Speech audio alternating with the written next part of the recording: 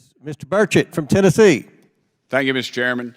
On July 30th, 2017, Hunter Biden wrote to his Chinese business associate, Raymond Zhao, "I'm sitting here with my father, and we would like to understand why the commitment made has not been fulfilled."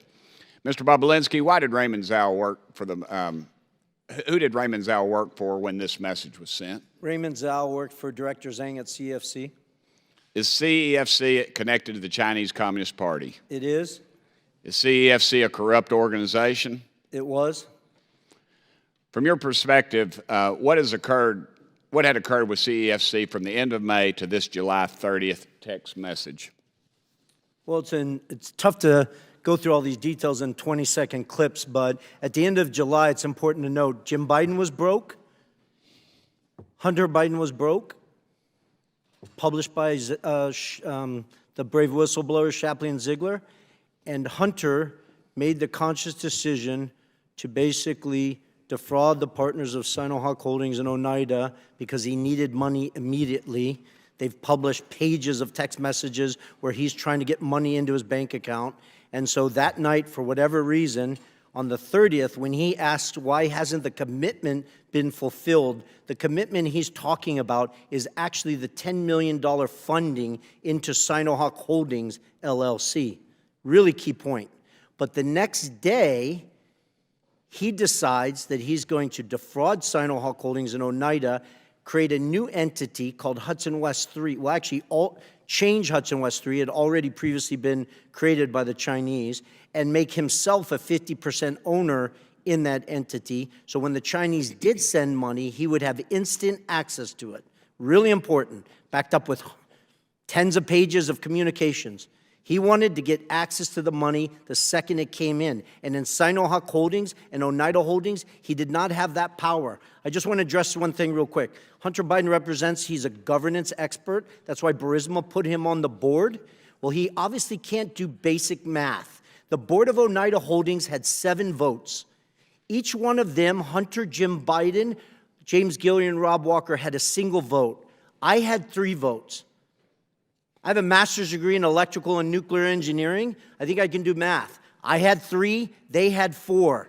They controlled Oneida Holdings.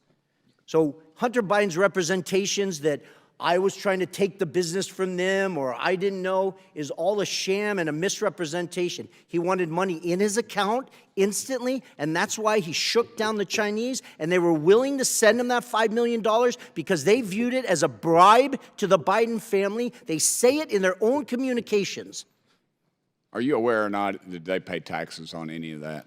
I can only go from public testimony. I was not involved in their taxes. Okay. On July 31st, the next day, Hunter says he hopes Kevin should know that the plan to speak is highly confidential. And Raymond Zhao responded, CEFC is willing to cooperate with the family and the priorities to solve the problems mentioned last night. What family was Raymond Zhao talking about? Was it the Bidens? The family was the Biden family, and more importantly in that text is what is he talking about is the confidential manner. The confidential matter he's talking about were 4 sealed indictments in the SDNY where they were about to indict executives of CEFC that we now know. I didn't know that in July of 2017, but the SDNY knew. Charles McGonigal, who's now apparently going to serve 78 months in prison, ran counterintelligence for the FBI in New York City, where Chairman Yi was dropping $50 million of cash for penthouses in Manhattan. So who you should be asking all these questions are the Department of Justice, the SDNY, the FBI, because they have troves of evidence that back up what was going on in July 2017 and in August 2017. So I apologize, Congressman, to be so passionate and to take your time, but this is what I need you guys, or the focus has to be of your Oversight Committee. This involved the Chinese Communist Party. They were doing a transaction with Rosneft, which was a Russian-sanctioned U.S.-sanctioned company at the time, and the Biden family was right front and center in the middle of it. Thank you. I'll switch gears for a second. I wish Hunter Biden were here because I'd like to ask him about his taxes. I want to know if he paid his fair share, just like his dad's asked Americans to do. I want to know if he's current on his taxes, and if he isn't, I'd like to ask him when he plans to pay up. Mr. Bobulinski, you're a businessman. Did you pay your taxes? I did.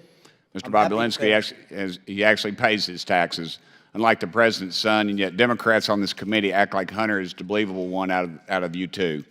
Joe Biden has no right to lecture the American people about their taxes until he gets his own house in order. Thank you, Mr. Chairman.